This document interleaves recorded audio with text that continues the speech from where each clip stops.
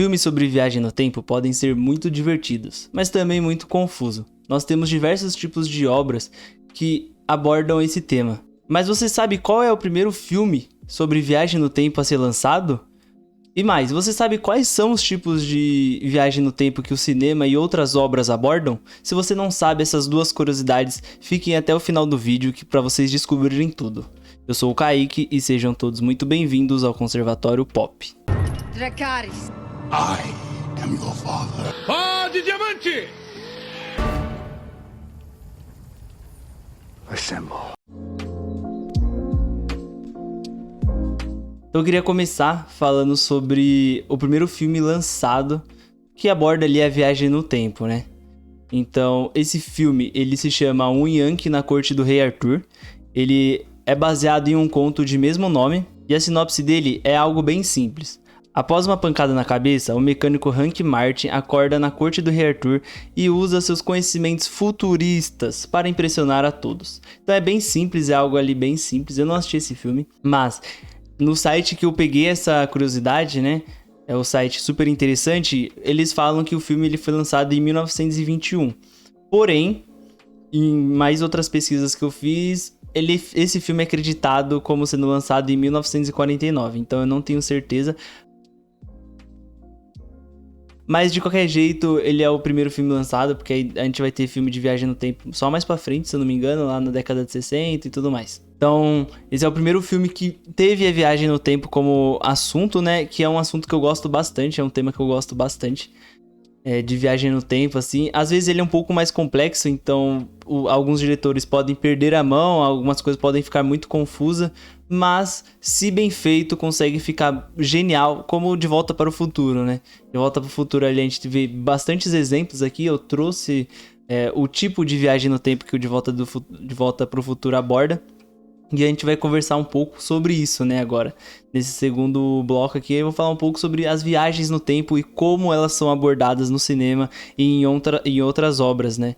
Então, só uma curiosidade rápida, esse filme, o primeiro filme lançado aí. Se você assistiu aí, coloca aí nos comentários aí se você assistiu esse filme. É que um filme de 21, de 49, é complicado, né, filme antigo.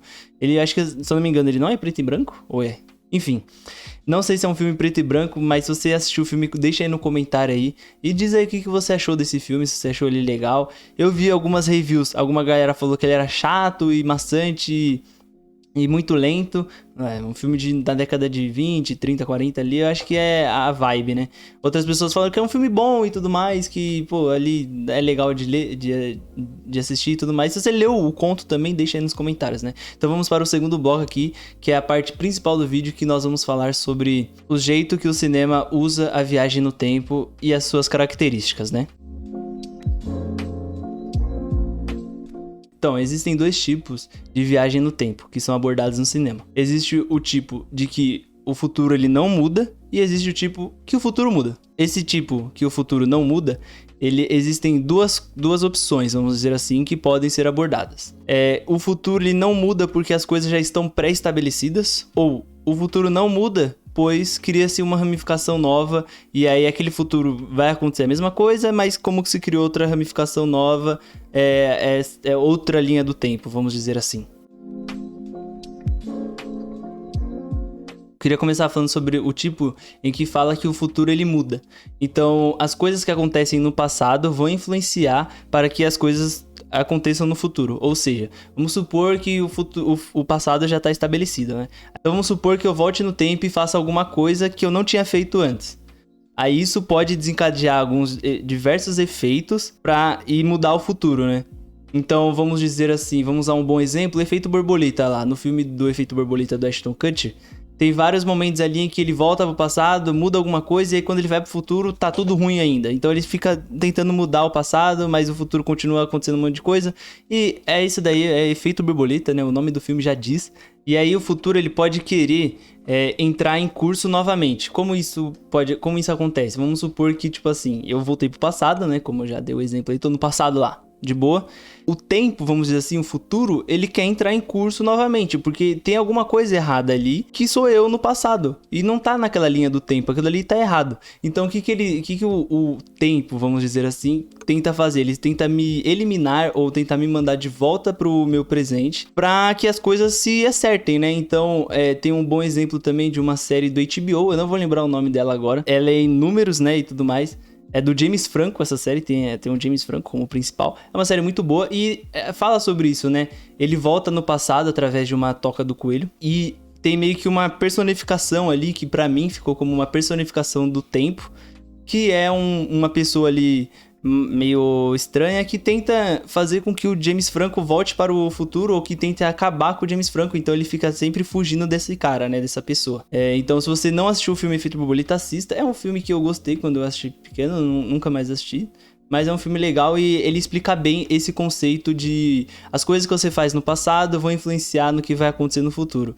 É causa e consequência, né? Então é algo bem simples, eu acho que é uma das coisas mais simples de entender em Viagem no Tempo, é essa linha de abordagem. Eu queria dar outro exemplo também de filme que faz isso, que é um dos meus filmes favoritos, que é o De Volta para o Futuro.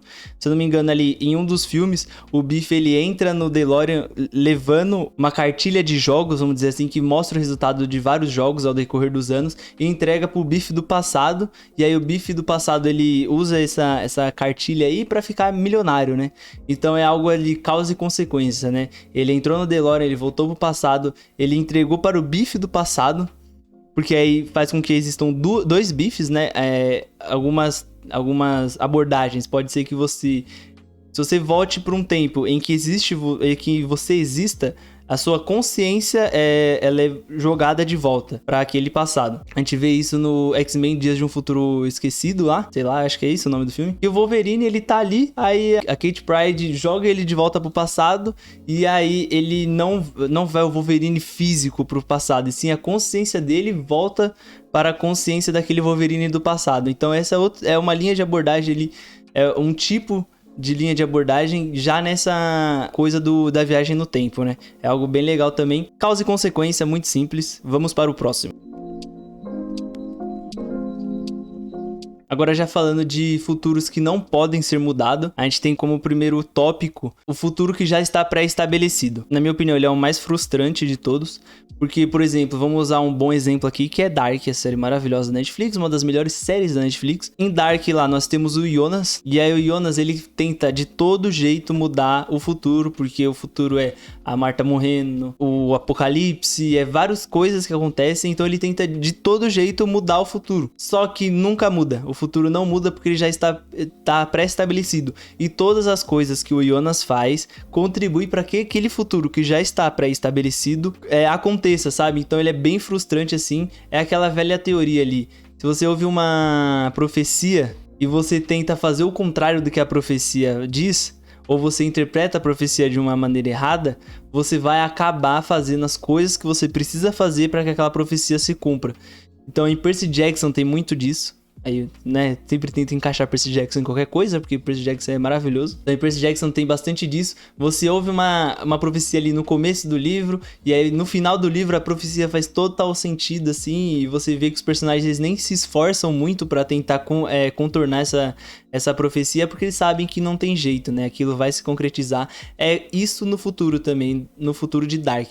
Tudo que o Jonas faz influencia para que aquele futuro pré-estabelecido se concretize, né? Então, eu lembro de uma cena, eu não sei se eu vou conseguir colocar essa cena aí, mas é uma cena que eu tenho uma memória forte, que é o Jonas, ele tá todo pomposo, ele achando que conseguiu mudar o futuro. Ele vai passar com a Marta ali por uma grade, e no momento que ele passa por uma grade, ela rasga o rosto, né? E aí ele lembra que a Marta do futuro, ela tem uma cicatriz no rosto. E aí ele fala, putz, não deu de novo, e aí ele começa a ficar bitolado lá, porque ele não conseguiu mudar o futuro, porque, novamente, todas as ações dele influenciaram para que aquele futuro se concretize. Outro bom exemplo que faz muito bem isso é o Exterminador do Futuro. No filme lá, a gente tem as máquinas mandando o Terminator para o passado, ali o Arnold Schwarzenegger. Ele volta lá pro passado lá para tentar matar a Sarah Connor, que é a mãe do líder rebelde, o John Connor, né? E aí o que o John Connor faz? Manda o Kylo Reese de volta também. Ó, ia falar Kylo Ren. manda o Kylo Reese de volta pro passado pra proteger a mãe dele. E essa consequência da máquina mandando o Terminator faz com que o John Connor mande o Kylo Reese pro passado. E o Kylo Reese encontra a mãe do John Connor e juntos eles têm o filho que é o John Connor. Então, nada disso teria acontecido se as máquinas só tivessem ficado suave. Só que aí a gente entra num paradoxo, que é isso que faz as viagens no tempo serem maravilhosas. É um paradoxo isso. Quando que isso começou, sabe? No futuro, o John Connor manda o Kylo Reese pro passado, ou o John Connor nasce primeiro e aí depois no futuro manda o Kylo Reese pro passado, sabe? Então é tipo aquela história, o que nasceu primeiro, o ovo ou a galinha? Então é muito legal isso, é outra abordagem que eu gosto bastante sobre viagem no tempo. E tem esses dois belos exemplos, né, que tratam sobre isso. Aí chegando aqui já pro final, para o último tópico desse vídeo, eu vou falar sobre quando você cria uma nova realidade, né? Então, o universo primário, ele continua a existir e um segundo universo, um terceiro, quarto, quinto, coexistem junto com esse primeiro universo, né? Então, vamos usar um exemplo aqui de... Eu não sei se esse exemplo se aplica tanto, mas eu acho que Donnie Darko dá pra fazer isso, porque no Donnie Darko lá, se você ouviu o podcast de Donnie Darko, você sabe essa teoria aí. Então, se você não ouviu ainda, vai lá ouvir lá o Hype e o Hip de Donnie Darko, filme muito bom. Inclusive, se vocês quiserem compartilhar esse podcast também, compartilha aí com a galera que gosta de Donnie Darko, que eu trago duas teorias muito boas lá, e o Matheus também fala um pouco sobre o filme que ele achou, e eu também, né? Voltando aqui, Donnie Darko. O buraco de minhoca faz com que existam dois universos, né? O primário e o secundário. Então, o universo primário, ele continua a existir, porém, ele cria um novo universo ali, o secundário. E aí, o universo secundário, ele entra em colapso sempre por causa que não tem a turbina no universo primário. Então, eu acho que é um exemplo, assim, que não fica tão claro. Então, eu vou usar outro exemplo aqui, que é o de Vingadores, né? Lá nos Vingadores Ultimato, a gente vê que em algum momento eles tentam pegar a joia ali que tá dentro do Tesseract.